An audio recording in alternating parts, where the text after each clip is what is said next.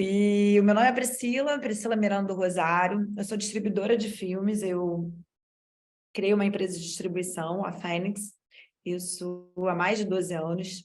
Nosso foco, nosso primeiro e principal foco é na distribuição de filmes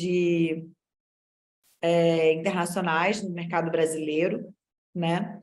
São filmes, alguns deles de autores renomados, tem filme desde Peterson, do Djarmusch, ao Visage Village, da Vardar, há também nomes de cineastas que estão começando, tem um cineasta que a gente gosta muito, que é um sul-africano, o Cibes Lamer, a gente lançou o primeiro filme dele. A gente também atua, a gente começou a atuar há alguns anos atrás na produção, então a gente vem coproduzindo. A coprodução ela segue mais ou menos esse DNA da empresa de trabalhar com cinema internacional. Então a gente está com 2 coproduções em curso com o Chile, e uma com o Canadá. E são filmes, a gente trabalha com cinema autoral, são filmes que eles estreiam, eles começam em festivais, né? Então, por isso até que o curso ele tem esse objetivo de apresentar como é que é esse circuito de distribuição do festival até as janelas posteriores, né? Que numa sequência seriam as salas de cinema, né? O digital e o digital. Estou colocando a TV aí, gente, já no digital também. Eu não estou conseguindo ler todo mundo se apresentando. Se eu falar alguma coisa que alguém não entender, sobretudo quando eu tocar aqui em algumas janelas, é só tirar dúvida. Então, uma obra cinematográfica, desde um curta-metragem, seja ele uma animação, um documentário ou uma ficção, há um longa também, seja ele um longa documentário ou de ficção ou animado, ele tem a gente trabalha com uma estratégia para apresentar esse conteúdo, né? Essa estratégia, ela está organizada, ela foi organizada de forma que esses conteúdos ganhassem visibilidade e logo se monetizassem, né? Você tem uma produção imensa, né, de filmes anualmente, por território, né? Se a gente for falar aqui de alguns números, por exemplo, a China ela produz em média 1.000 filmes por ano, os Estados Unidos, em média, 800, a Índia, 1.800 filmes, a França, 200, a Itália, 150. Então, se a gente calcular e somar toda essa produção anual, né, por território, e são centenas de territórios no mundo, fica difícil você conseguir ter acesso a toda essa produção e um filtro. Então, os festivais, eles servem como esse primeiro filtro, né? Cada festival tem uma curadoria, tem um perfil, e dessa forma consegue se organizar a circulação dessas obras e que essas obras possam ser vistas, né? Tem uma série de discussão por trás, tem gente que acha que acaba sendo, de certa forma, castrador, porque é difícil pra caramba você entrar num festival.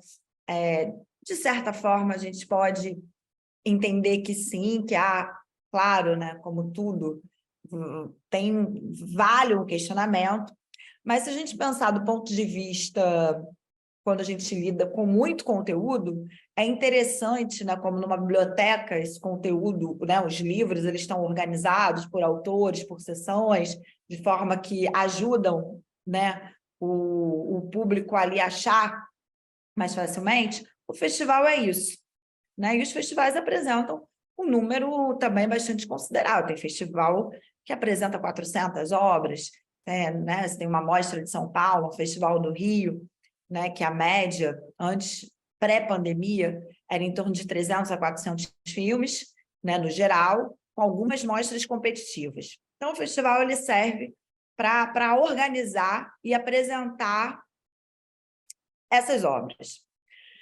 ponto de vista do produtor, do diretor, né, do distribuidor, como é que a gente vai selecionar que festival, para qual festival eu envio o meu filme? Tem toda uma ciência que ela é baseada em algumas coisas, como pontuação, a Ancine, que é a Agência Nacional do Cinema Brasileiro, eu vou até compartilhar aqui uma planilha com vocês, para a gente entender o que seria essa pontuação dos festivais, porque isso é a primeira coisa que a gente vai olhar, não só a pontuação. Aqui no Brasil, a gente usa essa pontuação porque a Agência Nacional de Cinema, depois ela vai premiar filmes mais pontuados, ou seja, que circularam por um número maior de festivais, ou se não for pelo critério de pontuação, você tem os festivais AA, Festival B e o Festival C, que também está ligado ao prestígio e aonde aquele festival vai te levar, né?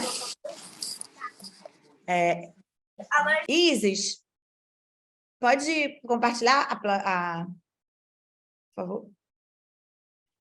E eu vou mandar no chat aqui também, já mandei aqui no chat, quem quisesse ver. Então, isso daqui é uma planilha que apresenta a classificação dos festivais segundo a Agência Nacional de Cinema, né? E é a partir desse desenho aí, dessa classificação de festival A, B, C, que a gente vai poder fazer um guiazinho para onde eu vou mandar o meu filme. Vamos começar aí por curta, porque curta, você tem curta ali nesses primeiros festivais, nesses principais, e no segundo, e nos posteriores também.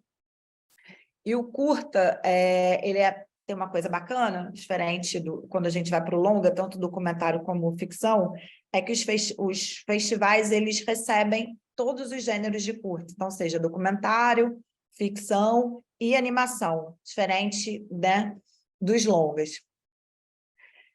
Berlim, Cannes, né? FIPRESS é a Federação Internacional de Imprensa e Críticos de Cinema, que é uma federação bastante importante, bastante conceituada. Ela está presente em todos esses festivais, e uma indicação, né, quando ela, né, escolhe premiar um filme, é uma indicação muito importante, quer dizer que a vida e a carreira daquele filme ela vai ser bastante longa, podendo chegar no Oscar.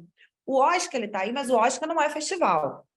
O Oscar ele é um grande prêmio, né? O Oscar, inclusive, ele é pautado pelo Festival de Cannes, da onde saíram o maior número, da onde sai o maior número de filmes nomeados ao Oscar, o Cannes, e depois ali Veneza, Berlim, e do ponto de vista de filmes estrangeiros, a gente tem outros festivais também que são igualmente importantes, que já pautaram, já nomearam, né, da onde saíram algumas nomeações para o Oscar. Então, o Oscar não é um festival, o Oscar é só um prêmio.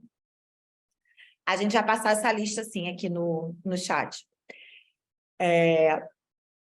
Curta, né? Você ter um curta em Berlim, você ter um curta em Cannes. A gente, recentemente, teve o Sideral, do Carlos II, ele começou a trajetória em Cannes.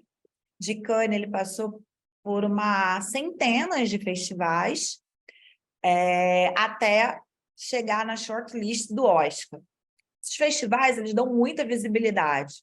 Então, curta independente, sim, todos os curtas, o curta do Carlos II, o Sideral, que é maravilhoso, foi todo filmado ele filmou em Natal, foi um curta de orçamento de 30 mil reais, super baixo esse orçamento, e inclusive saiu mais caro, foi a ida para a França, né, para o Festival de Cannes. Festival é uma coisa importante, até para os curtas também. Muitos festivais, eles cobram inscrição. Então, o que você vai pensar é saber se o teu filme tem o perfil daquele festival isso vai valer para os curtas também. Será que o seu filme é um filme para escrever em Cannes? Por isso que é interessante estar sempre monitorando, acompanhar. O que a gente faz? Eu monitoro, eu sei que filmes, né, eu vejo, sempre acompanho, independente de estar ou não no festival, eu acompanho a programação, que aí eu vou entendendo mais ou menos a linha de curadoria, né? Será que meu filme tem a cara de Berlim? E cada festival ele tem muito um perfil. Berlim é um festival que eu gosto bastante. Ele é um festival que ele é mais politizado, por exemplo. Ele é um festival que ele é menos...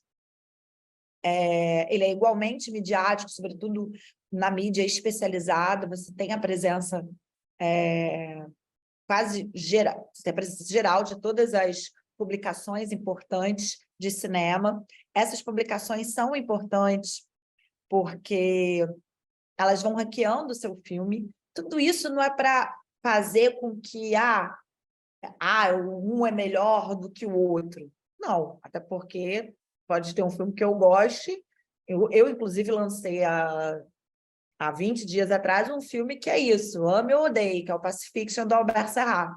E foi um filme que foi considerado por várias publicações da carreira do cinema, New York Times, como o melhor filme do ano passado, top 1 da lista. Mas o que é isso? Isso são chancelas que ajudam os curadores, os programadores e o próprio público saber achar um conteúdo que ele vai querer assistir. Então, é isso, né? Esse filtro, como eu comecei dizendo. E cada festival tem um perfil. Berlim, ele é bem político, né? Berlim, ele é muito aberto aos diferentes temas, ele num sentido de filme independente, ele abraça bem ideias inovadoras, experimentais. Cannes é um festival... O Sideral, ele é um filme de baixíssimo orçamento, 30 mil para o curta é um orçamento baixo, só que ele tem um ponto muito forte, que o diretor ele foi muito sagaz, inteligente, como ele filmou. E eu não sei se esse filme, acho que ele ainda não foi lançado aqui, ou se alguém viu, mas ele tem como foco a ação a base espacial. Então, tem uma coisa, assim, de certa forma, grandiosa, é um filme PB, ele tem uma fotografia muito boa. E por que eu estou dizendo isso? Porque Cannes é um festival que ele preza muito essa grandiosidade da produção, né? Você tem curtas, temáticas diferentes, de certa forma, políticos também, mas... tá na Globoplay, Sideral, tá na Globoplay, gente, vale muito a pena assistir. É ótimo. Então, ele é um lugar que talvez, assim, né, por exemplo, comparando com um outro curta, que eu dei um auxílio agora aqui para um festival, que é um curta fantástico, é um curta com uma narrativa... Ele é fantástico, ao mesmo tempo, ele, de certa forma, ele é ele é bem mais simples, né, do que o Sideral, e a gente sugeriu de escrever ele num festival que está mais aqui abaixo, que vai estar na classificação C, como festival C, que é CIDES. Só que CIDES, eu vou até escrever aqui, apesar da pontuação dele ser pequena, ele é o principal festival de cinema de gênero e fantástico. É um festival super importante. Inclusive, eu tenho um filme que eu sou coprodutora, que a gente foi premiado lá, que é um documentário sobre o Ivan Cardoso, se chama Ivan o Terrível, do Mário Abad. E é um festival... o Bacurau também, depois, foi um dos festivais por onde ele passou, é um festival na Espanha, e ganhou o prêmio de melhor direção, e é um festival muito bom para cinema fantástico. Então, você entender o perfil do festival para enviar o seu filme, e, paralelo a isso, você ter essa estratégia de pontuação, né, sobretudo se você está no território brasileiro, né? E você tem uma Ancine, que isso vai contar muito ponto para depois, quando você vai solicitar ali um apoio financeiro para o seu próximo projeto. Então, essa é a estratégia e a tabelinha que você tem que fazer. Ainda em curta, a gente tem aqui, por exemplo, o Festival de Clermont-Ferrand. O Festival de Clermont-Ferrand, ele é um festival que ele é a Cannes do curta-metragem. Ele acontece na cidade de Clermont-Ferrand, na França. É um festival que existe há mais de 40 anos. Ele é um festival que, para todo mundo, para todo curta-metragista, assim, se passar por ele, é um, é um sinal de que você vai chegar a lugares maiores. Inclusive, a trajetória dos curtas anteriores, né, e até do novo curta do Carlos II, que é o diretor do Sideral, foi de ter os seus filmes exibidos em Clermont-Ferrand. E Clermont-Ferrand, ele é fantástico, assim, lá ele tem todos os gêneros, você tem uma, por exemplo, você tem uma seção em Clermont-Ferrand, que é a Lab, que são para filmes experimentais, que é maravilhosa, você tem VR, você tem tudo, animação, cinema fantástico, terror, comédia, filmes do mundo inteiro, é uma programação super vasta, e tem ainda um diferencial, que eu diria que é uma coisa muito rara de você ver em festivais, geralmente. Cannes é um festival que ele é voltado para a indústria, né? Então só vai indústria. Então não é aberto ao público. Berlim é um festival aberto ao público, então você vê muita gente atrás dos filmes. E em Clermont-Ferrand, a gente aqui no Brasil, então a gente se espanta quando chega, porque é uma cidade pequena, que o festival acontece na cidade inteira, né? Inteira. Inclusive, quando você é convidado, uma das coisas que eles te dão é um passe único para o transporte, para você se locomover pela cidade inteira e conseguir ir a todos os cinemas. Você tem salas de exibição com 800 lugares, 300 lugares, e todas lotam. A população inteira, o festival se paga, a população inteira da cidade sabe o que está acontecendo, só fala sobre isso na rua. Então, é uma experiência, assim, para o curta-metragista muito rica. É incrível. Primeiro que você vai ver, gente, você senta na plateia, do lado tem um casal ali aposentados, aí tem os estudantes, aí tem a mulher que trabalha na sapataria, que tira ali um horário para ir ver os curtas, todo mundo comentando. Assim, é uma das experiências mais bonitas cinematográficas que eu já vi. Então, e é um festival que realmente é uma das maiores, é a maior chancela de curta-metragem, né? Foi lá, por exemplo, que começou a trajetória do Jorge Furtado. Ele ganha com o curta Ilha das Flores. Não sei se vocês conhecem esse curta, que é um dos principais curtas brasileiros. Eu vou escrever aqui o nome do festival. Então, para vocês, só um minuto, eu estou cheia sempre cheia de tela aqui. Clermont-Ferrand, então, para curta é fundamental e recebe todo tipo de filme. Tem umas coisas que a gente vendo em Clermont-Ferrand, né, mas como ele tem muitas sessões, acaba ficando democrático. Mas outra coisa também que acaba chamando a atenção, e isso é importante, é o valor de produção que você vê, né? E há muitas produções ali, né? Você tem muitos países que realmente têm um investimento, né? Você vê o Sideral, um curta de 30 mil, a gente tem curtas ali de 200 mil euros, né? Então, você vê também quanto foi... Porque cinema custa caro, e a gente sabe que isso impacta no valor de produção, no que imprime ali na tela, né? Então, isso é uma coisa que chama atenção, mas ainda assim, Clermont-Ferrand consegue ser bastante democrática.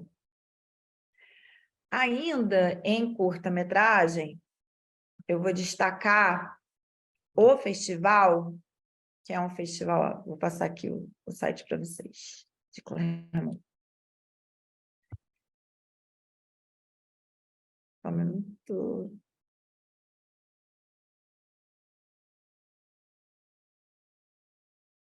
Que é o festival de... Ele está aí como Festival de Animação de Leipzig.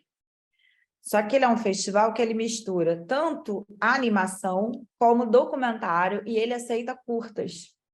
E ele é um festival que ele é bastante interessante, sobretudo para quem tem um conteúdo engajado, político. Ele também abre muitas portas. A pontuação dele, ele está aqui nessa... Deixa eu ver. Isis, a gente pode descer um pouquinho? Ó, Leipzig. Ó, ele está ali com 1, mas ele é um festival também para... Ah, obrigada. Para estar ligado. E ele abre muitas portas. Do ponto de vista de curtas, basicamente é isso. Quando a gente vai para longas de ficção ou documentário, aí a coisa já muda um pouco. A gente... Vou começar com o documentário. Eu amo documentário.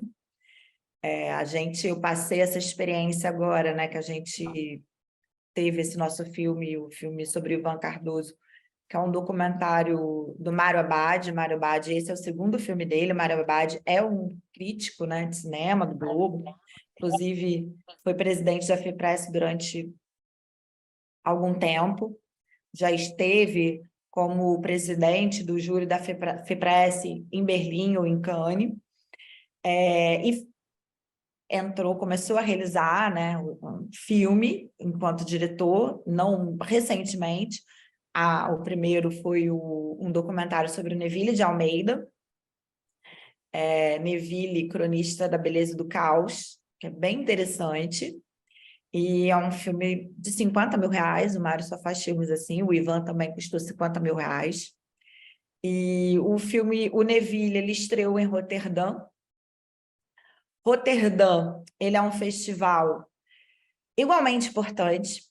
Ele é um festival bem indie. Eu não mandei, tá, a mensagem. Cassie aí, Natália. O Dani conseguiu pegar aqui, ele foi mais rápido, pegou aqui o site do Festival de Clermont-Ferrand e já compartilhou com vocês. O Festival de Roterdã, ele é um festival bem indie. Ele não é, assim, óbvio você entrar com documentário, mas a gente entrou, e ele tem algumas regras, que é até segundo e terceiro filme. Então, isso é um outro fator importante também quando você vai escolher para que festival. Você não sai mandando para tudo. Primeiro, que é caro, é trabalhoso, e segundo, por causa que cada festival tem um perfil e também tem as regras, né? Essas regras são fundamentais. Junto a isso, uma coisa super importante que eu não falei, que vale para os curtas também, é a premiere do seu filme, premiere mundial. Os festivais mais, né, os AAs, Cannes, Berlim, eles vão exigir uma premiere mundial. Eles não querem menos do que isso. Por quê? Porque eles disputam entre si, e eles disputam, sobretudo, essa coisa de quem achou aquele filme, aquele talento, né?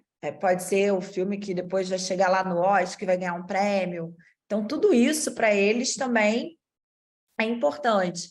Então, você tem que ver se seu filme é Premiere Mundial. Se você tem uma Premiere Mundial para um curta, então você foca ali, você vai ver as exigências do festival. Você não pode...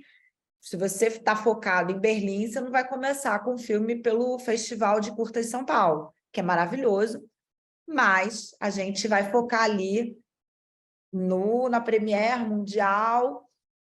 Depois você tem as premieres europeias, a premiere americana, premiere, né, latino-americana.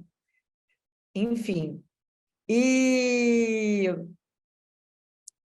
festivais que aí estejam, primeiro, segundo, terceiro filme. Então, isso também é um fator importante. Roterdã é um festival, então, de filmes de diretores iniciantes, não tem tanto perfil de documentário, mas a gente tentou, conseguiu e emplacou o Neville. Depois, e uma outra coisa super importante, que quando você entra num festival desses,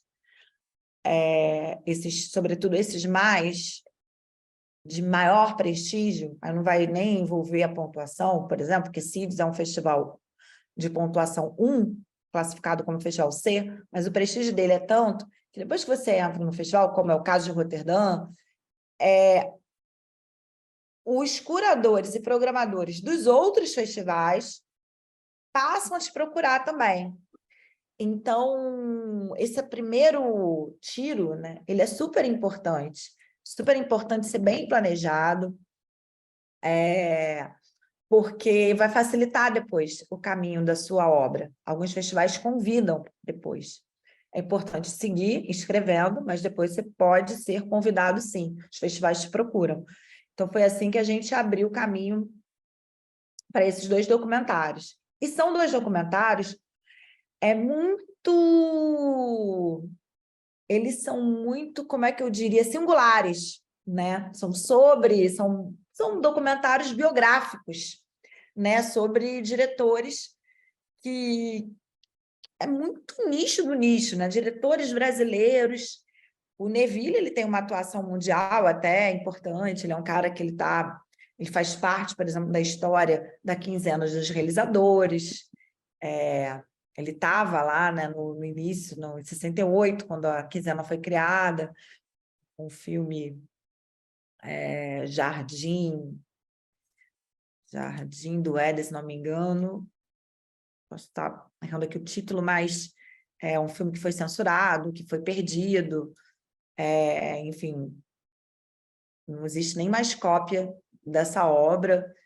Ele estava lá, mas ele não tem, assim, não é um Glauber Rocha, né? Não tem esse impacto. Então, eram filmes difíceis, foram filmes que a gente, inclusive, eu aperfeiçoei muito essas minhas estratégias de inscrição em festival, distribuição para festival, com essa minha experiência de um filme meu mesmo, né? Enquanto produtora, de estar ali e conseguir emplacar, e pelas singularidades desses 2 filmes. Agora, quando você tem documentários, que a gente chama hoje de documentários de impacto, né? Esses documentários políticos, aí você tem 3 festivais que são, como eu digo, a Cannes dos festivais de documentário. E aí são esses aqui, ó. Esse daí, assim, é o primeiro deles, eu diria. É o IDFA, que ele acontece no final do ano, em novembro. É um super festival. O IDFA, ele tem... O IDFA, ele é um festival que eu, quando vejo a programação, pelo menos me interesso por quase 100% dos filmes exibidos. Ele realmente tem uma curadoria excelente e filmes do mundo inteiro, das temáticas mais diversas, aqui o IDFA. Obrigada. O IDFA, para documentário, IDFA, aí você tem aqui, mais abaixo, eu estou falando aqui das premiações mundiais, tá? Porque você tem o Tudo Verdade, que é maravilhoso. Você pode, brasileiro, e está lá no topo, na pontuação aqui do Brasil, ele é um festival, né, bem pontuado. Aí, descendo mais um pouquinho, tem um outro festival, que ele também, para documentário, ele é excelente, que é o esse aqui, o CPH Docs. É outro que você vê um filme com esse louro, é um sinônimo de qualidade, de prestígio, de filmes interessantes. São festivais que pautam também muito para o Oscar. Aliás, são festivais que pautam muito o mercado. Eu também faço aquisição aqui para uma plataforma de streaming, a Filme, e basicamente a gente tem um foco em documentário. Eu amo documentário. Todos os documentários que eu compro, eles passaram por um desses dois festivais. Tem o Hot Dogs também no Canadá, que é outro topérrimo. E você tem um festival que não deveria de estar ali naquela lista do A e que não está, que é Sundance, né? Que é um festival em janeiro. Ele é o primeiro, começa, né? Você, por exemplo, você pode ter um filme em Sundance e depois no IDFA? Sim, porque Sundance vai ser a premiere, fica com a premiere mundial, começa em janeiro. Outra coisa que você tem que pensar também, quando você começar a organizar, você finalizou o filme, você tem que lembrar, ano de produção é importante. Os festivais, geralmente, nos regulamentos, eles também colocam ali filmes finalizados até data X. Lembrando que depois o seu filme ele pode ficar velho. Então, você tem que ter muita calma e saber quando você vai finalizar. Isso a gente pensa. Eu não saio finalizando. Eu vou finalizar, então, vou conseguir terminar ele em outubro, porque outubro vai abrir inscrição. Se for curta, abre inscrição para Clermont-Ferrand. Aí eu já consigo escrever. Logo, aí também já tem Berlim e tem Sundance. Sim, Lula, podemos. Já vou compartilhar aqui. Então, você trabalha também o seu cronograma, né, de produção, ele entra também, essa finalização, já pensando, né, para quais festivais você vai escrever. Não consegui terminar em outubro, vou terminar em janeiro e vou conseguir enviar para Cannes, né?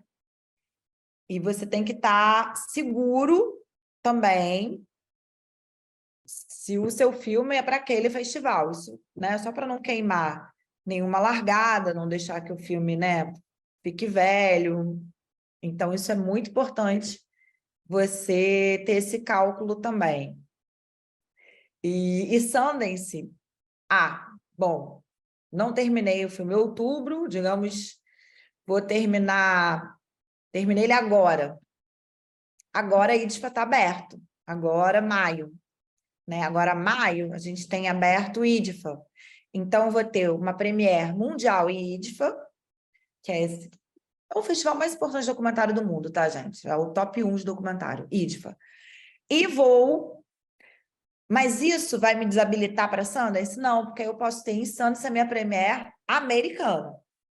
Eu não vou poder entrar num festival americano, que a gente, vou usar a palavra menor, se eu acho que eu tenho condição de entrar em Sundance. Eu espero, porque aí é um festival que, tirando uma observação do regulamento de Sundance, que permite que alguns filmes eles convidem, o que é raro, é um ou outro, aí, sim, esse filme pode já ter passado em outro festival, mas isso é muito raro. Então, a premiere americana é Sundance, e é um festival também. Quem fez essa trajetória foi o Democracia em Vertigem, da Petra, né? Ele estreia em Sundance, né? Muitos filmes passam por Sundance, depois vão para Berlim, aí Berlim fica com a premiere europeia.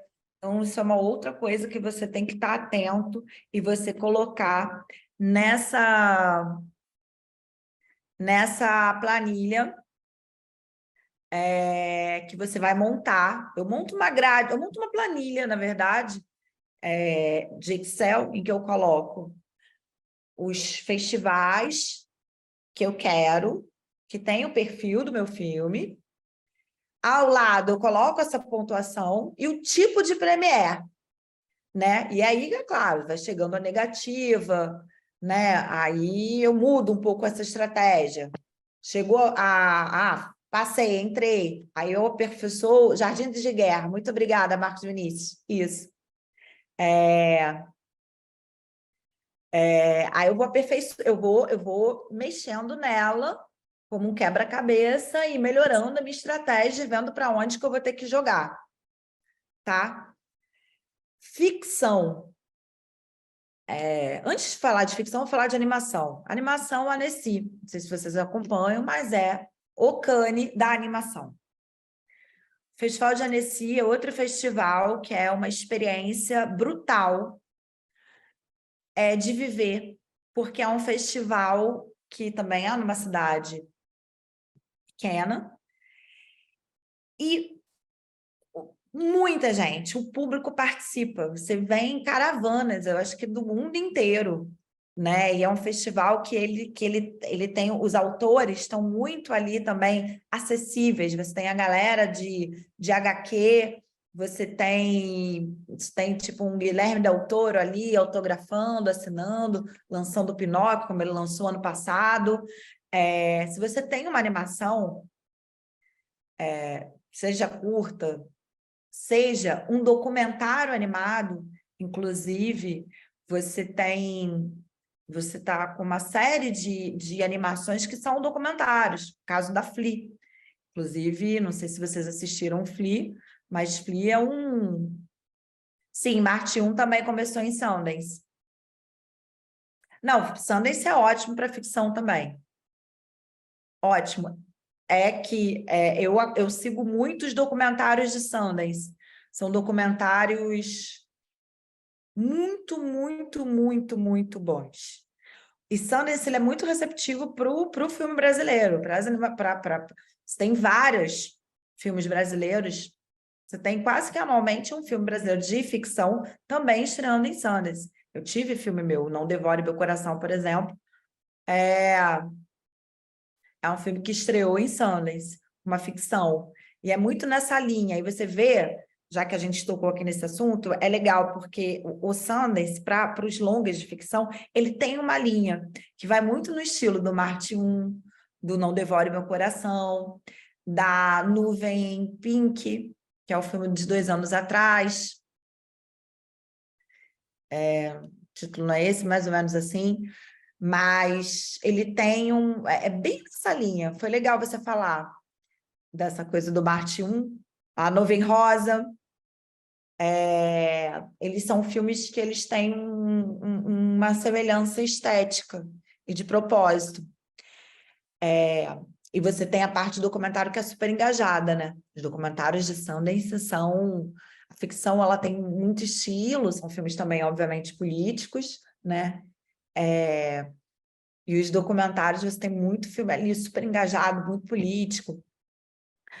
Mas enfim, voltando aqui para a animação e para o Flea, por exemplo, é um caso maravilhoso. O Flea também estreou em Sundance, foi para Berlim, foi para Annecy, né? E esse documentário animado, inclusive ano passado em Annecy eu assisti um mexicano que eu gostei muito, nessa linha, e eles vão dedicar esse ano até uma mesa de discussão só para falar do documentário animado. Eu mesma tive um outro filme em Annecy, uma animação, que ela é mais ou menos um documentário, né?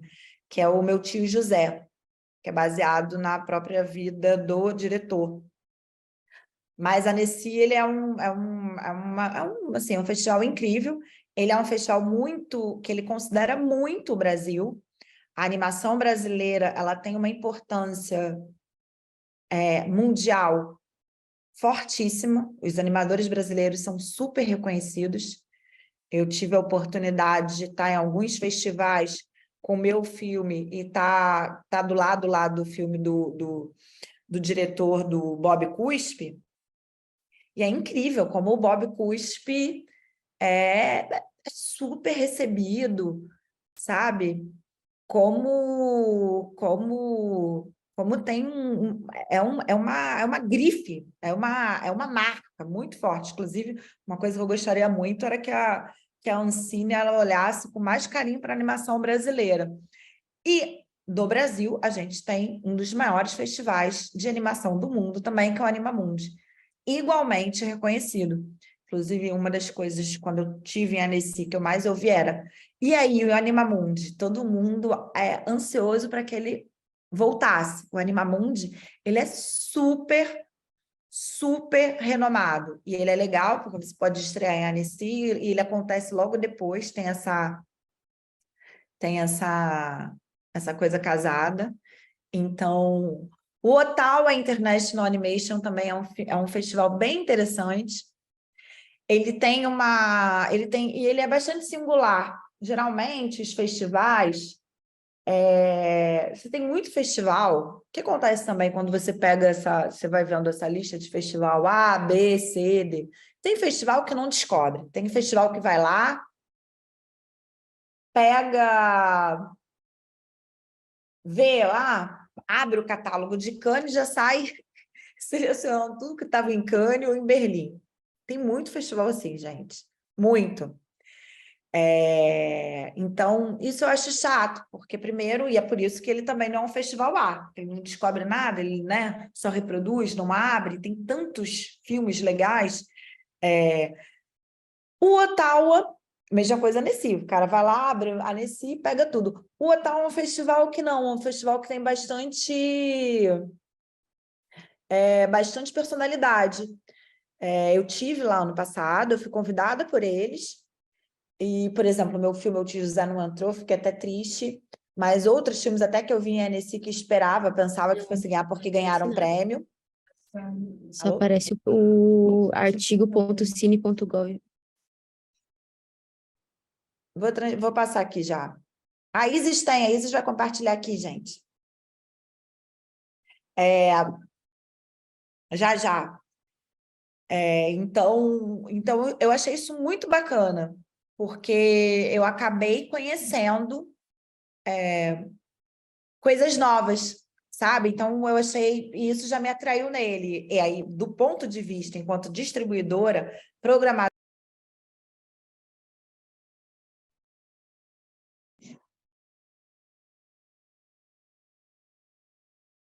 E você ficou muda. Opa, que loucura. Tá, voltei. Bom, eu estava falando aqui de Ottawa, e falando do ponto de vista enquanto programadora e curadora, essa singularidade dele me, me atraiu justamente porque eu pude conhecer coisas novas, sabe? Porque senão também acontece isso, né? Vai ter filme que você vai ver em todo lugar, né? Então, do ponto de vista do programador, se você é um programador, curador, aí eu fico também de olho nesses festivais ousados. E aí eu vou citar um outro aqui, que é um festival que, para mim, é um festival que mais vai crescer no mundo. É esse daqui, o Karlov Vary. O Karlov, ele tá com uma curadoria, que a palavra é foda, eu vou dizer. Muito ousada no sentido de, sabe, não fica...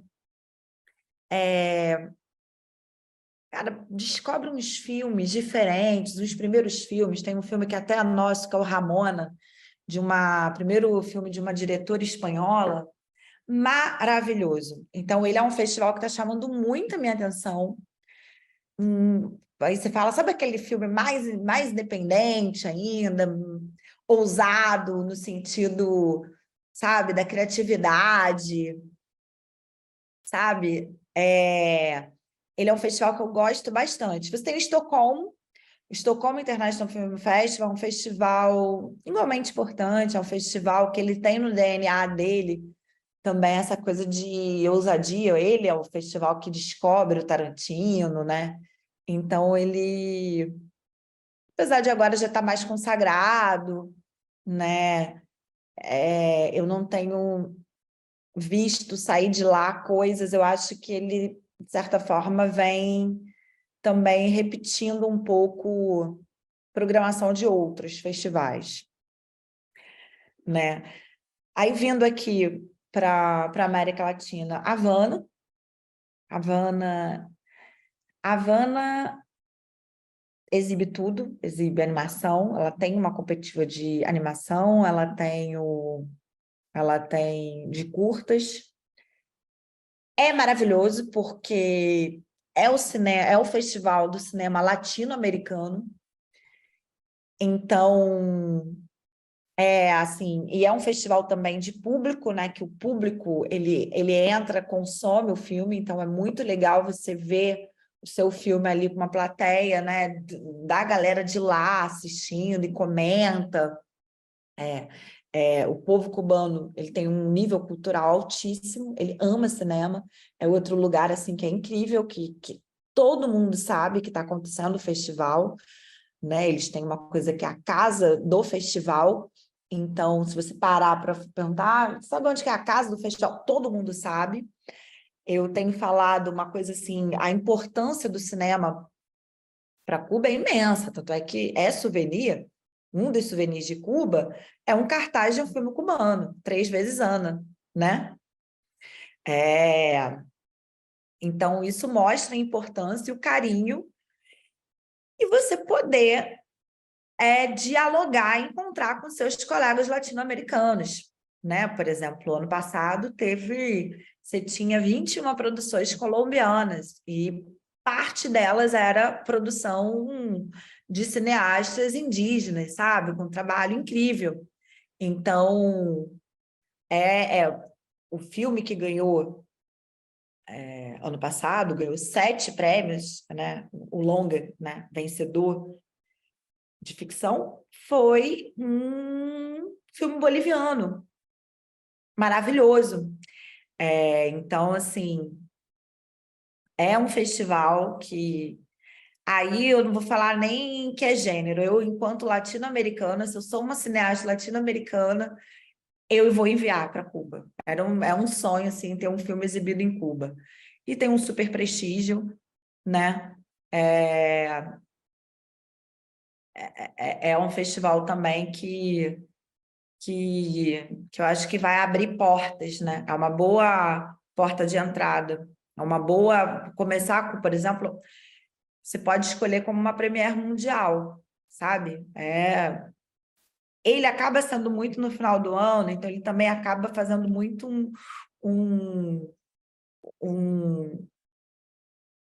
ele acaba sendo um festival de final, né? Você vê que tem os filmes acabam começando nesses festivais maiores, né? Por causa das premiares europeias, né? Envolve, enfim, uma série de outros fatores, que aí vão entrar outros agentes que também vão querer negociar o filme com você.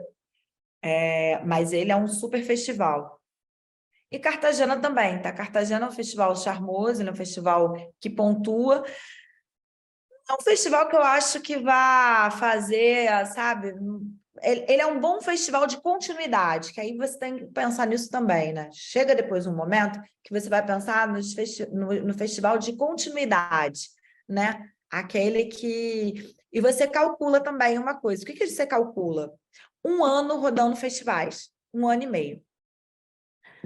Né? 1 ano e meio. Aí depois você vai fazer a sua estreia, né, comercial, digamos assim. Mas você pode calcular até 1 ano e meio, se você tem um filme que ele acaba sendo muito aclamado, por exemplo, esse filme agora, o Medusa, da Anitta. A Anitta, ela já passou por mais 60 festivais. Ele estreou na quinzena, né, dos realizadores, e teve uma trajetória, assim, de mais 50 festivais. Outra coisa importante, quando você entra num festival desse, assim, como nesses AAs, isso depois vai vai monetizar o seu filme de certa forma, no sentido que você vai atrair uma figura que é o agente de vendas internacional. Quem é o agente de vendas internacional? É o cara que vai ficar, que de repente vai até assumir a inscrição do seu filme em festivais, e tem isso também para curtas, tá, gente? Eu, por exemplo, trabalho com agentes de vendas de curta, que é maravilhoso. maravilhoso, ele tem curtas incríveis, que é a Premium, e a gente também comercializa esses filmes na plataforma, eu compro para a plataforma. A gente compra, só agora a gente está fechando um contrato de 31 curtas. Tem curtas do mundo inteiro, inclusive ele tem curtas brasileiros, e ele assume esse papel de quê? De não só vender para quem compra curta-metragem, no caso, para quem compra documentário, ficção, como também assume o papel de estar representando e apresentando o filme para os festivais, que é ótimo, que vai tirar esse trabalho da sua parte, e ele vai começar a fazer uma outra coisa que geralmente a gente não faz, que é cobrar uma taxa de exibição.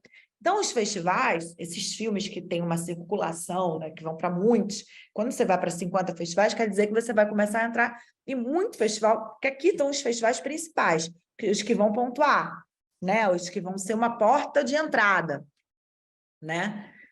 Mesmo que não seja o A, mas se você já está ali no festival C, de um ponto, voltando até o caso de CIDES, já é uma super porta de entrada e vai abrir para outros, só que aí vai chegar o momento que vai se esgotar também esses festivais mais prestigiados. E daí vão ter uma série de outros festivais e que eles pagam um FII.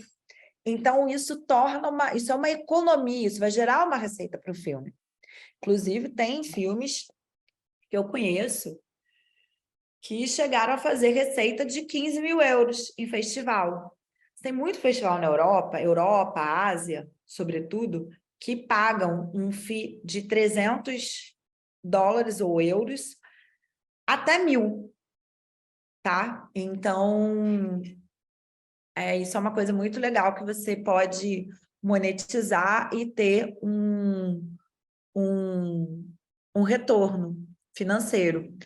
Porque uma outra coisa importante é que o custo, em média, por exemplo, se você vai escrever... Eu vou dar os números de longa, tá? Que é o que eu estou mais familiarizada agora, que são de filmes que eu estou escrevendo. Cara, no mínimo, você vai gastar, se você fizer a estratégia que mais assim acertada, justamente para fazer esse cálculo, você não gasta menos $2.000. Aí tem uma outra coisa que você vai ficar atento também, que é o quê? Você vai ficar atento que muitos desses festivais, eles dão 3 datas de inscrição. Você tem a Early Bird, que é a primeira data, que aí a inscrição custa 50, aí você tem o regular, que aí vai custar 60, e você tem a later, que é o último momento, que aí geralmente ela sobe, ela já está 80, tem festivais que muda bastante, tá? Que chega até $100. Então, nessa sua planilhinha que você vai fazer para montar a estratégia dos festivais, isso é uma coisa que você tem que levar em consideração também. É possível você escrever para os festivais e argumentar que você não tem a grana para pagar, mas que você queria enviar. E alguns, eles liberam, sim, um código para que você não pague a inscrição, tá? Outra coisa importante, você tem plataformas que concentram as inscrições desses festivais. Não sei se vocês estão ligados. Sobre série, gente. Série tem festivais... Berlim tem uma seção de séries. Cannes não tem competitivo, né? As séries, ela tem uma outra estratégia de lançamento e de economia. O que Berlim tem feito agora trabalhado um fórum, né? Em que eles apresentam alguns cases de alguns casos de séries que fizeram sucesso. Inclusive, a Globo ela andou apresentando algumas séries dela lá, mas série é uma outra economia, um outro formato. Bilheterias, vamos chegar aí. Passados os festivais, depois que você escreve, né? Que você circulou com o seu filme durante 1 ano e meio, você vai passar para a segunda etapa de lançamento, de distribuição da sua obra. Isso não vai ocorrer com curta-metragem. Curta-metragem, a circulação dele em sala de cinema é através de festivais. Não existe no mundo lançamento. Existe, sim, existe inclusive até um caso que é bem interessante, um distribuidor russo que foi para Clermont-Ferrand, comprou 5 curtas franceses que tinham uma temática similar de amor, e lançou como se fosse um longa. E esse caso ficou muito conhecido no mercado, entre compradores e vendedores de filme, porque o cara ganhou uma grana. E é um caso, mas é um caso assim muito, muito único. Ficção e documentário de longa-metragem, quando você tem essa vida aí de festivais intensos, você possivelmente você vai atrair a figura de um agente de vendas internacional, que é esse cara que vai se ocupar de posicionar e vender o seu filme para distribuidores locais, né? E esses distribuidores locais, eles vão entender e vão ver, o seu filme é um filme para sala de cinema, né? Isso sempre foi uma coisa falada, porque sala de cinema você tem um custo operacional de lançamento caro. E tem filme que não é, porque não vai fechar essa conta, entendeu? É um filme que as pessoas elas não vão se interessar de irem até a sala. Isso pode acontecer do ponto de vista da linguagem, do filme, do estilo. Depende de território para território, né? Porque isso daí tem uma coisa que vai esbarrar na formação de público. Você tem uma França que recebe quase todo tipo de filme nas salas de cinema, porque você tem um público super cinéfilo, né? Diferente do Brasil, que é muito difícil. Eu que trabalho com esse tipo de filme, que lanço, né? Por exemplo, lancei agora o Pacifiction, do Albert Serrat, que ainda é um filme longo, de 2 horas e 40. Foi um fracasso de bilheteria. Foi um fracasso. É um filme lento, é um filmaço. Mas é um filme lindo. É um filme que eu acho super uma sala de cinema, porque a cinematografia é maravilhosa, a fotografia é linda, né? Mas não funcionou, né? As pessoas... Você já tem um problema aqui hoje, pós-pandemia, que é que as pessoas ainda não voltaram. Isso não é só caso do Brasil, tem outros lugares. Estava olhando até esses números agora, hoje, antes de começar aqui a aula com vocês. Na China, está igual, a China caiu a bilheteria em sala de cinema 50%, e é um país que é o país com o maior número de salas no mundo, com mais de 80 mil. Sim, entramos no Cine Brasília. Não sei se você assistiu, Antônio. É um filmaço, vale a pena. E então, assim, é complicado.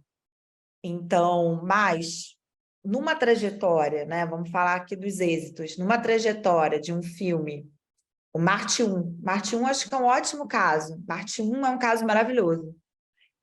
Você vê. E agora sim, tem uma máxima aqui, que é de um autor americano, que é um professor da UCLA, que escreveu um dos poucos livros que existe sobre distribuição, lançamento, que é o Hollywood Report, em que ele fala que é muito louco essa parte da distribuição. Ele fala que é selvagem, porque não tem muita métrica, tem muita coisa assim,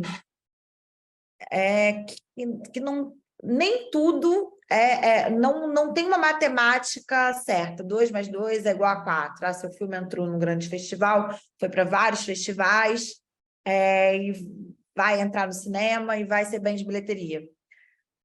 Tem casos que não acontecem. Marte 1 é um fenômeno. Marte 1 também teve uma coisa que que ajudou, que foi ter sido o filme brasileiro nomeado ao Oscar, né? Que indicaram para concorrer ao Oscar. Então, isso fortaleceu muito, mas se você pensasse pela lógica, né, ali da distribuição mais convencional, por uma métrica, né? É um filme que ele entra no momento, né, ali de pandemia ainda. É lançado ainda ali num momento, né, que a pandemia ainda estava, é a coisa, e fez 70 mil espectadores. É um filme de baixo orçamento, de uma galera, né, que não está nem ali nesse eixo Rio-São Paulo. Então, foi um grande sucesso. É um caso, assim, excelente, mas muito isolado. A gente não consegue comparar outros títulos. A Ava DuVernay, ela tem uma distribuidora. A distribuidora dela, o que você tem? Você tem os agentes de vendas internacionais e você tem os distribuidores locais. Ela é distribuidora do filme para os Estados Unidos, para o mercado americano, para o território americano, que a gente chama. Não sei ainda se o Pacific Fiction vai ser exibido na Filme. Vamos ver qual vai ser Eu ainda estou pensando no que eu vou fazer, eu ainda vou esperar, a gente vai fazer todo esse circuito de salas independentes. Aí tem uma coisa interessante. O perfil das salas. Nas salas, no Espaço Itaú, ele não funcionou. Mas no Cinearte UF, ele super funcionou. Ele era o segundo filme mais assistido sempre, né? Então, também tem isso, tem o perfil de sala, né? Tudo é um trabalho, né? Um trabalho de você conseguir formar o público, né? O perfil de sala é super importante. Às vezes, né, isso é queria, se eu entrar no Kidoplex. Não, se meu filme não tem perfil de Kidoplex, não adianta, né? Não tem um perfil. Filme de arte, Kinoplex, são salas de shopping que você já tem aquele perfil ali pautado para o público, que é um público mais para blockbuster, né? Isso, um problema. Aí, outra coisa que tudo é pensado. O Pacific Fiction é um filme longo. Isso é uma coisa que as salas de cinema, os exibidores odeiam, são filmes muito longos. Não é por nada. Muitos gostam pessoalmente, mas para programar é muito difícil. E nesse mundo pós-pandemia, a gente tem sofrido com uma coisa que, geralmente, as sessões de um filme, a gente entrava, eu, enquanto distribuidora, como é que eu faço para programar meu filme? Chego lá, a gente programa na segunda-feira, e a programação fecha na terça e ele entra na quinta. Né? A gente fica sabendo da semana ali de estreia. Claro que existe um trabalho prévio que está sendo feito, né, meses antes. Só que antes a gente usava um termo que quando você vai negociar a programação, full time. Você quer todas as sessões. Se é um cinema que tem 5 sessões diárias, a gente vai querer entrar com ele. Eu só entro com o meu filme se for full time. Nesse mundo pós-pandemia, aqui no Brasil, isso acabou. Se você for ver, a maior parte dos filmes eles estão entrando com 2 sessões, né? Aquelas 5 sessões, até porque os cinemas eles estão mesclando muito. Eu não acho essa mescla ruim, eu sempre achei interessante você trabalhar com uma programação mista, só que do ponto de vista... só que uma sessão só não dá. Você tem que ter opção, né? 2. Então, isso foi uma coisa que prejudicou muito, sim. E está prejudicando muito a carreira dos filmes. Existe uma possibilidade de mudar essa realidade, que é quando você entra com o filme numa sessão, e inclusive a gente fazia muito isso no esquema de pré-estreia, eu entro com uma única sessão numa semana, aí o filme vai muito bem, ou seja, ele faz uma performance boa, uma bilheteria boa, aí o exibidor, que ele faz, ele aumenta, ele amplia as sessões, porque aquilo ali é um termômetro para ele, então ele resolve aumentar o número de sessões. Mas é assim que funciona, tá? E isso, a programação do Cinearte UFA é maravilhosa. E se você for ver, todos os filmes dele funcionam. Só que ele é uma sala que ele trabalha assim desde sempre.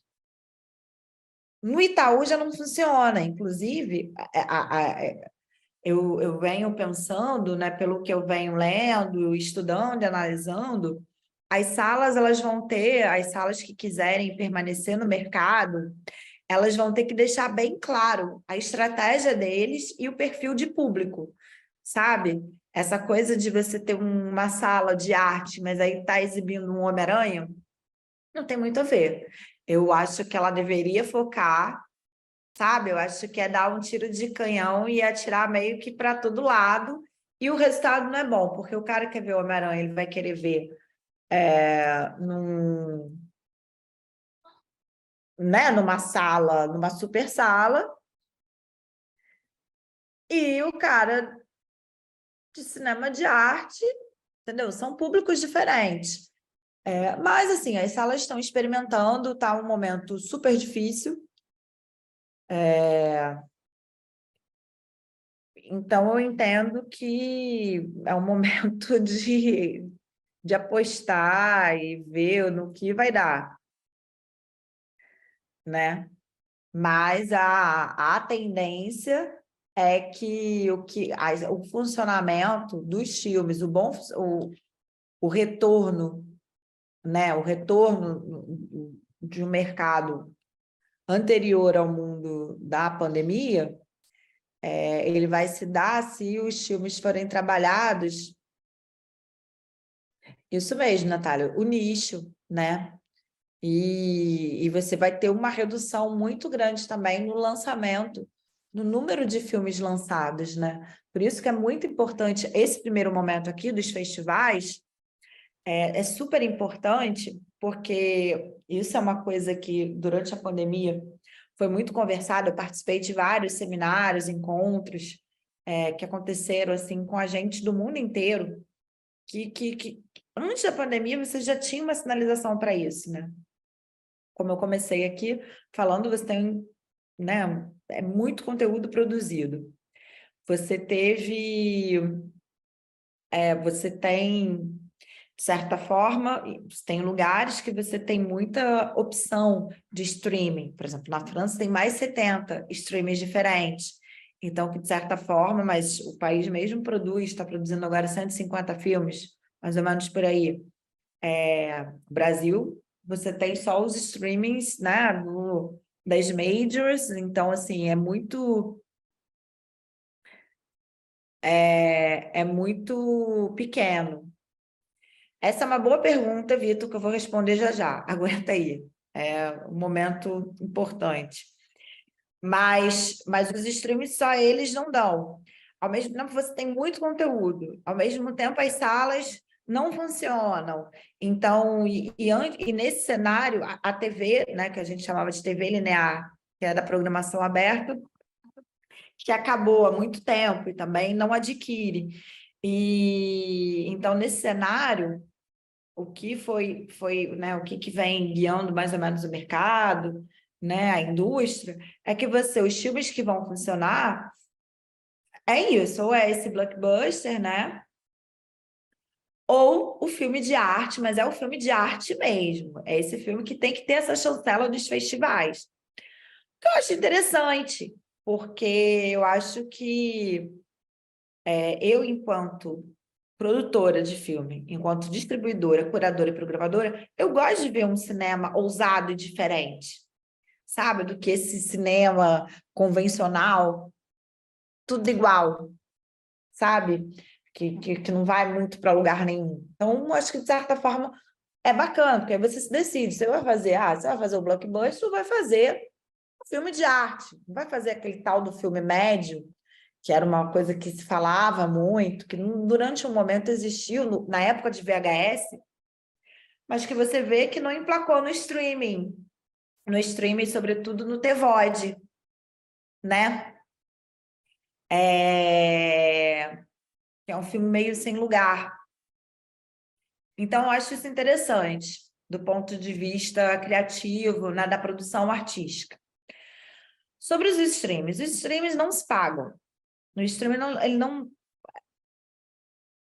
Tudo cinema é independente, né? Vou falar aqui, o conceito de cinema independente. Ele é o quê? É o cinema que não é hollywoodiano, que não está ligado a um estúdio. Então, todos os filmes são independentes. E o que os streamers fizeram, a saída que eles fizeram, justamente porque eles não conseguiam adquirir todo esse conteúdo e trabalhar, imagina, território por território, foi começar a produzir, que é uma lógica de estúdio. Então, o que você tem são dois gigantes no streaming que operam a nível mundial, como meio piratas, produzindo, né? Se você pode apresentar um projeto, ele vai comprar a sua ideia, ele vai financiar o filme, só que a obra é dele, o direito autoral é dele. Então, é uma questão, é uma temática bastante delicada. Por outro lado, você teve o crescimento da MUBI, que vocês devem conhecer a MUBI.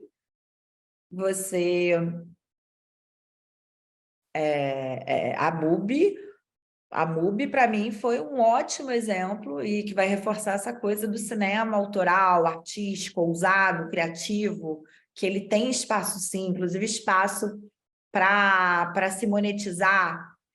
A MUBI cresceu com esse cinema, né? A MUBI hoje está em vários territórios do mundo. A MUBI, ela começou comprando, ela paga muito mal, muito pouquinho por um filme. Ela paga $300, por exemplo, para um Peterson ser exibido. Tudo bem que ela exibe pouco tempo, mas você vê, é muito pouco. Só que ela começou a fazer um jogo maior de entrar de começar a comprar Palma de Ouro, por exemplo, filme de Cannes, né, para lançar em primeira mão, deixando de pagar $300 para pagar $150 mil, né? Então, aí já muda o jogo. Já muda o jogo. Aí, isso daí... E o que acontece? A forma do cinema, né, se financiar isso, com essas vendas, com essas aquisições. Então, existe futuro nessa produção. Eu acho que é a produção que tem mais futuro, até porque existe uma coisa de você...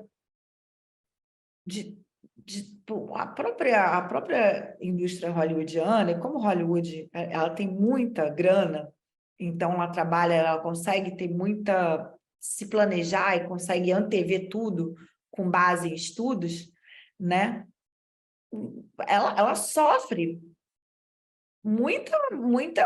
ela sofre também umas quedas ali, entendeu? Nem tudo é ouro e glamour para Hollywood, né? Você tem os filmes da Marvel ali que sofrem quedas, você teve ali, né, os filmes que eles testaram também nos streams que não deram retorno, e como são filmes com produções assim muito, muito, muito altas, entendeu? Não tem como se pagar por essa lógica da assinatura de streaming. Então, assim, não existe a receita, o filme vai funcionar se eu fizer aqui um blockbuster, um filme de Marvel, enfim. Vou responder aqui a pergunta. Acho que quando você falou dos festivais documentários, isso inclui mini-docs. Então, mini-doc seria um curta-metragem, um documentário curta, né? Então, você vai enviar para os festivais de curta. O festival de curta, ele aceita qualquer gênero, né? O festival vai aceitar, tirando a Annecy, que só aceita animação, ou se for um doc animado, mas você envia para os festivais de curta, né? Existem exigências básicas para que um filme participe de um festival? Não. Aí, se ele é bem realizado. Aí, assim, o meu conselho é isso, é sempre acompanhar Eu acho que a cinefilia ela é muito importante para você fazer um bom filme. Eu acho que quando você assiste os filmes, você faz bons filmes. Acho que os cineastas mais interessantes são cineastas, alguns que eram críticos, alguns que eram ultracinéfilos, né? Você está aí Tarantino, Kleber Mendonça, os curtas do Kleber, por exemplo. Não sei se todo mundo aqui assistiu os curtas do Kleber são maravilhosos, né? E a Amazon Internacional colocando legenda do... Não sei, que caso é esse aqui? Não entendi. Geralmente, esses players fazem legenda para todos os idiomas, né? A Amazon lá trabalha, gente, com um formato de remuneração que ele é bem... Ele é o revenue share, né? Que ele é a repartição de receita. E pagando muito pouco, centavos de dólares. O festival, eles exibem com áudio original e legenda em inglês. É a legenda... A Nessi, ele te sugere enviar em inglês ou francês. E, geralmente, quem faz a legenda é o produtor, tá? O produtor legenda, isso também. Então, assim, quando você pensar, tem um custo, na verdade, não só o custo de inscrição, como você tem um custo, né, que você vai ter que providenciar, fazer um cartaz, um pressbook. Um festival como Cannes, por exemplo, até eu comecei falando do filme Sideral, que o custo, o filme custou mais barato do que ter o filme em Cannes, né? Porque aí exige que você tenha um assessor de imprensa, né? Então, esse é um custo que você tem que prever. Que tem uma coisa muito interessante que eu não falei, eu não tinha pensado em incluir, porque ela está, na verdade, envolvida num processo mais ainda ali do desenvolvimento da produção, mas que vale estar atento para que, num caso desse, quem vocês, né, estiver produzindo, dirigindo um conteúdo, seja ele curto ou longo, ficarem atentos a uma coisa que são os WIPs, os Work in Progress, que acontecem em vários festivais, que aí você já vai ter um primeiro termômetro. Você pode enviar um filme que não tenha o corte final. Se entrar, isso é muito legal. Inclusive, eu vejo muito conteúdo nos WIPs. Você tem WIPs, assim, que são... Primeiro que é interessante, porque como é um work in progress, geralmente é apresentado para as pessoas da indústria, então, outros curadores de festivais, distribuidores, produtores, alguns oferecem até uma mentoria, né? E já é um termômetro, porque tem WIPs muito importantes. Tem o WIP Annecy, o WIP em Cannes, o WIP Ventana Sur, que é um evento de mercado que acontece aqui na Argentina, que é interessante. Eu acho que vale ficar ligado nesses... A Tiradentes está com... É muito bom. Eu gosto muito do WIP. Acho que vocês daí sempre isso, você mirando o tipo, né, do seu filme. Você vai mandar para o WIP que tem a ver também com o filme que você está fazendo. Uma coisa que acho que seria legal comentar, tem um momento ideal para a distribuidora pegar um filme. Bom, depende, né? Tem distribuidor que vai querer ver o filme ficar pronto, tem distribuidor que ele vai entrar no início do projeto, e se vocês tiverem uma relação de parceria, ele pode agregar toda essa parte, né, que ele trabalha. Aqui no Brasil, como a gente tem a gente a gente funciona muito através do que a Ancine, né, exige, né, para que você acesse as linhas. A Ancine, ela costuma pedir que tenha o envolvimento de um distribuidor local no início do projeto, né?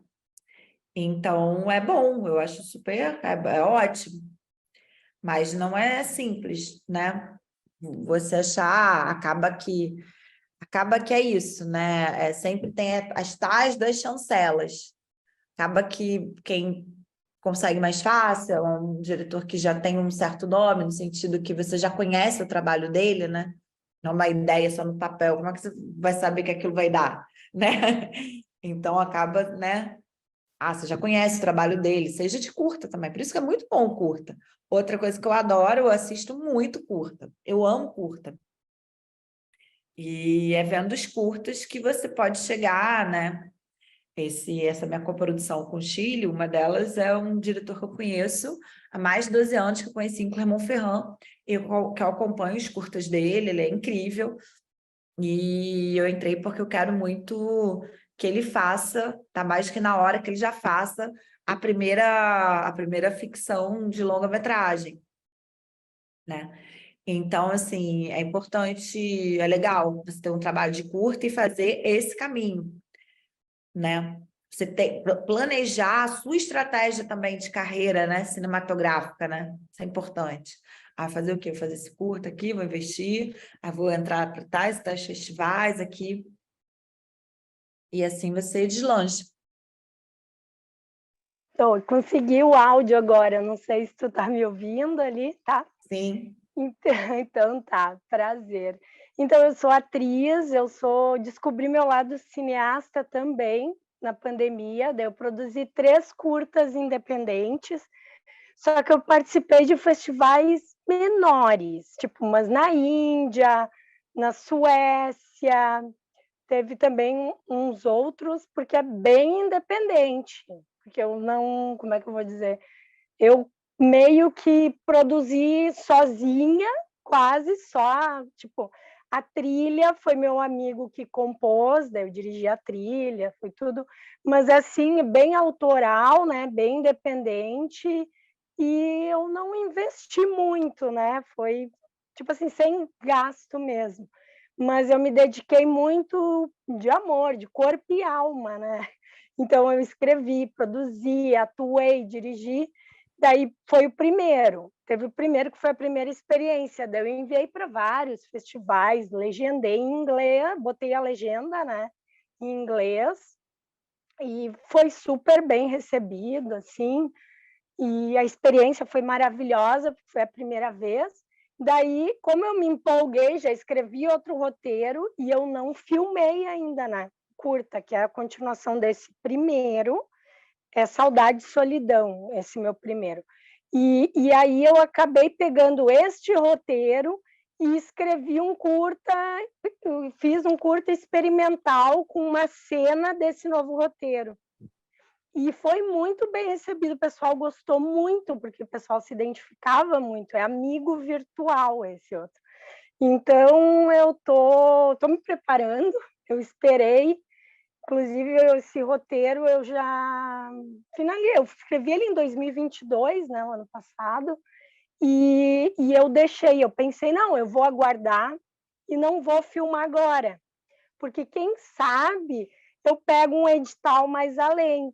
Então, uma coisa até que uma pergunta, né, que eu acredito que os outros colegas também, né, devem de estar se perguntando, se é importante para a gente que está começando, né, como cineasta, né, e a gente vai formando, né, equipe e tudo mais, e vai, conforme tu vai produzindo ali, tu vai crescendo, né, aos poucos, e se é interessante a gente pegar um edital, porque a gente sabe que é Sim. bem burocrático, por isso que eu não fui para o edital, porque eu queria filmar logo, sabe? Sim. Filmei com o celular, tudo. Mas é bem interessante, né? Tipo, tu finalizou, revisa o roteiro e depois vai para o edital. Sim. E eu achei bem interessante que tu foi citando ali os festivais grandes. Então, no momento que tu pega um edital, tu vai conseguir uma verba, tu vai conseguir investir, né, uma verba boa no filme. Tu pode fazer um puta filme daí, né? Porque investindo, tu pode trabalhar toda a fotografia, a estética e muito mais, né? Sim. Então, e selecionar bem, então, daí esses festivais para dar o salto quântico com relação ao cinema. Nossa, desculpa, eu me inspirei aqui, daí eu perguntei. E com Não, mas relação a é isso mesmo. É isso mesmo. O chato de edital que é burocrático, demora. Olha aí a Lei Paulo Gustavo. É isso aí. Mas então, mas é importante, se você tiver o cinema, o chato do cinema é que é uma arte que ela exige grana, né? sim. E de Eu fiz fato, dá. milagre, eu estava conversando com as gurias, porque eu fiz milagre, porque eu consegui composição, né? E é fundamental tu ter uma música original no filme, né? Por causa dos direitos autorais e tudo mais. Mas Sim. tudo são experiências, né? E a gente vai evoluindo, com certeza.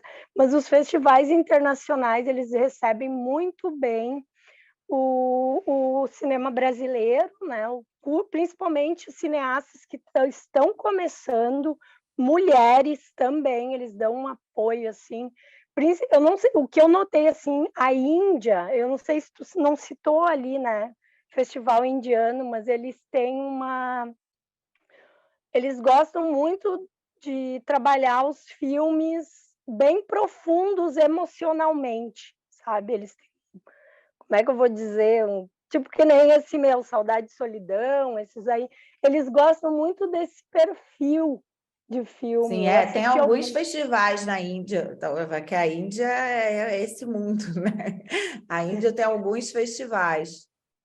Sim, e de Sim, tem muito. fato, e isso é uma coisa interessante que você falou. De fato, a Índia ela é muito aberta para um cinema realizado por mulheres, por um cinema sentimental, né?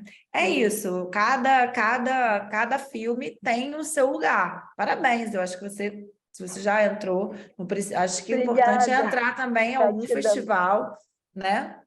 Já tem uma Sim, carreira guria. aí. Vamos lá, né? A gente precisa pensar grande também, né? E se mexer e formando a equipe. A gente não pode desistir dos nossos sonhos e seguir adiante. É Sim. isso. Mas a Índia abre muitas portas, tanto que nesse primeiro curta deles me convidaram para ser jurada de um festival indiano, e aí eu assisti vários curtas indianos e deu para ver a visão, a linguagem deles com a nossa, é bem diferente, mas é muito profunda, muito profunda. São Sim, filmes bem interessantes. Mas obrigada, gratidão. Falei bastante, mas gratidão sobre a pergunta. legal. Ah, mas é isso, gostei. Vocês viram o depoimento dela, um ótimo depoimento. Falar da Índia, a Índia tem muito festival, né? A Índia é um país é, bastante interessante. Inclusive, eles estão com um filme dentro dos 50 filmes mais assistidos do ano passado. E isso é legal. Isso é muito legal, porque 90% dessa lista são filmes americanos. Aí você tem 2 chineses e você tem um indiano, né? Mas basicamente é isso, gente. Eu acho que essa é a trajetória, né, de, um, de uma obra cinematográfica. Você começar ali pelos festivais. Eu investiria até nessa coisa de WIP, para quem puder. Do WIP, os festivais. E dos festivais você vai seguir para as outras janelas, né? E e que cada filme tem o seu. Às vezes você fica, né? Já aconteceu com o filme meu mesmo, a gente escreveu para vários festivais e, poxa, não estava entrando em nada. Aí você começa, pô, será que meu filme é ruim? Será que não sei o quê? Você mostra para um, mostra para outro. Mas aí é você ver, né, a cara do teu filme, se ele realmente combina e está falando, está enviando para os festivais certos, né? Sugestão para quem quiser. Olha, não existe, vou te dizer, programação e curadoria é assistir filme e pesquisa.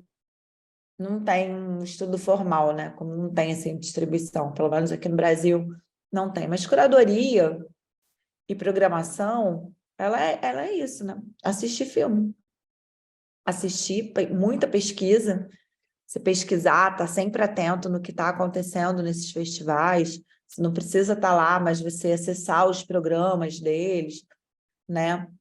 É isso. Agora, é isso. Você vai mandar um filme para Cannes. A sala que seu filme vai ser exibido é uma sala incrível, né? Uma tela, né? Então acontece muito isso, da coisa inclusive uma coisa que chama muita atenção nesses festivais, Clermont-Ferrand, foi como eu falei isso aqui, o custo de produção, né? Nossa, você vê ali que você curta, você fala, caramba, esse curta aí foi o valor do longa que eu fiz brasileiro, entendeu? Muito Mas bom. enfim, Gente, boa noite. Oi, Priscila, tudo bem? oh, Queria agradecer, a aula foi incrível, assim. Gente, eu sou o Sé, também sou ali da Cine Ninja. É porque a Ana teve que dar uma saidinha. Bom, a gente ia abrir para perguntas, mas a galera foi super proativa, já foi perguntando ali no chat, você já foi respondendo. Se alguém tiver mais alguma pergunta e quiser fazer em vídeo, abrir o microfone, esse é o momento, assim. É só reagir aí, levantar a mãozinha que a gente libera. Alguém tem mais alguma questão? Eu fiquei curioso como... Oi, Priscila. Oi, Sé. Boa noite, beleza? oi. Quem é que tá falando? Só para eu É o achar Kleber. aqui. Eu fiquei um pouco curioso, para a gente não se estender muito, com relação ao seu primeiro trabalho que você colocou em festival, porque eu acredito que aqui, assim como eu, tem muito produtor independente e a gente acaba fazendo tudo, né? A gente faz o roteiro, a gente filma, e como é que queria... Só uma curiosidade de como foi essa relação com o seu primeiro trabalho, se você também fez tudo, ou se você já tinha amigos, tinha equipe, se teve custo, se não, assim, mas não para se prolongar muito, assim, que eu sei que senão a gente... Fiz tudo e até hoje faço tudo. Eu dou muita consultoria para essa parte de colocar em festival, na verdade. É uma coisa que eu faço, que é uma coisa que eu gosto bastante. Então, inclusive, quando eu pego um filme, é uma parte, porque eu trabalho toda. Gente, tem uma coisa queimando aqui, desculpe, meu marido acho que ele botou uma coisa para queimar, vou ter que estar queimando, senão eu vou morrer queimada. Bom, sobrevivi. Mas eu gosto de pegar e trabalhar do início, né? Até o final. Então, eu colaboro muito com essa parte de festivais. E eu fui aprendendo, justamente à medida que eu fui frequentando, como eu frequento muito festivais, né? Como eu faço essa parte, alguns festivais têm mercado, então eu fui entendendo o funcionamento. Tem uma coisa também que, por ser distribuidora, se você pega o meu catálogo, você vai ver o tipo de filme que eu distribuo. Eu tenho, quase todos os filmes são filmes que passaram em festivais. Então, eu sou também uma referência. Os colegas curadores, programadores, o que acontece, eles me escutam. Se eu chegar e mando um filme, pô, vê esse filme aqui, acho que tem tudo a ver com você. Aí, como ele conhece a minha curadoria, ele sabe o que eu curto, que tipo de filme eu trabalho, aí ele vai, porque na verdade é uma rede, né? Uma rede no sentido que é tanto conteúdo, que nem eu também recebo um colega meu, Priscila, vê esse filme é fantástico, acho que é a tua cara, né? Porque senão como é que a gente descobre, né? É um trabalho, assim, dessa forma, então, mas o que é preciso, né, é isso, é terminar o conteúdo e organizar essa planilha. Isso daí, essa estratégia, ela é fundamental. Essa planilha no Excel, que eu disse, bota lá o festival, data de inscrição, valor, entendeu? Vê, pesquisa pesquisa para ver se o seu filme realmente tem um perfil para você, porque é caro, né? Não é todo mundo que tem. Eu conheço gente que gastou, sei lá, $7.000 de inscrição, né? Mas o meu filme, o Meu Tio José, que a gente entrou em Annecy, a gente gastou bem menos. Acho que a gente não gastou nem $600. Só que a gente trabalhou bastante o filme, a gente fez uma coisa que não participamos de WIP, mas eu fiz uma sessão do filme para algumas pessoas, então eu ouvi. Então, trabalhar muito também a escuta, sabe? Se você tiver pessoas para apresentar, isso é muito legal. Geralmente eu faço muitas sessões dos meus filmes também, com algumas pessoas, né, para ouvir, daí, né, se você puder, pessoas diferentes, que aí você entende, né? Você vai sacando a sua obra, eu acho muito bom. Então, isso é outra dica importante. E uma dica fundamental é ter um produtor legal, parceiro, que seja seu parceiro, que aí vai tudo funcionar. Isso é o mais difícil, né? Você conseguir um parceirão, que aí vocês dois vão trabalhando juntos. Boa. Alguém tem mais alguma pergunta para fazer? Mas muito legal, Priscila, a aula, tipo, é muito legal ter esse panorama geral, assim, sobretudo sobre os festivais, porque é bem complexo, né? Você fica vendo, nossa, tem um monte de evento e eu acho que nem todo mundo sabe como funciona. E parece inatingível, mas até você falando a parte, assim, de distribuição, você vê que, tipo, que dá para fazer, acontecer. É bom olhar também os festivais menores, né? Eu acho que é uma boa possibilidade também para você ir escalonando, né? O processo. Aqui chegou É isso mesmo. um filme que já foi publicado em plataformas de streaming pode ir para os festivais? Tem que ser inédito e exclusivo? Pergunta da Rabiola. Então, depende do festival, mas a lógica dos festivais é apresentar o filme em primeira mão. Então, agora, se é uma mostra que está organizando um determinado... Se é um evento que está fazendo uma mostra com determinado recorte e que ela acha que esse filme cabe ali, aí ela vai te chamar. Só que, assim, competitivo, né? Não. Boa. Então, você tem que esperar. As janelas são essas, festival, né? Depois... Bom, acho que então, Priscila, se você tiver alguma consideração final, assim, algum fechamento para, tipo, amarrar toda essa demonstração que você fez, fica à vontade. Bom, vou deixar meu e-mail, se alguém quiser me enviar algum filme, eu assisto. Uma consideração até com base aqui no que você falou, que, né, às vezes é difícil, né? Às vezes parece inacessível, e tem muita gente que pensa assim, até de pessoas assim, experientes, né, com mais de um filme lançado, não, porque aquilo ali sei lá, foi lobby. Não. Curadores, programadores de festivais, distribuidores, eu costumo dizer que nós somos caça-filmes. Então, como caça-filme, a galera assiste sim. O que pode acontecer é de você enviar, por exemplo, um filme que não está bem legendado, não ter o cuidado. Então, eu sempre falo para todos os editais, não só também de um filme pronto, mas um edital, se você estiver aplicando um projeto para conseguir... não lê, nem vê. Não, leem sim. Essa é uma galera que a formação dela é a cinefilia, ela está ali, ela gosta de fazer isso. Então, enviem algo com muito cuidado. Trabalhem bem essa apresentação. Selecione uma foto de capa ali, ele sempre pede uma foto que vai ser a principal, na hora que você estiver enviando o filme, fazendo a inscrição, seleciona a foto que você acha que melhor expressa o filme, que seja sedutora. que vai fazer com que o cara, né?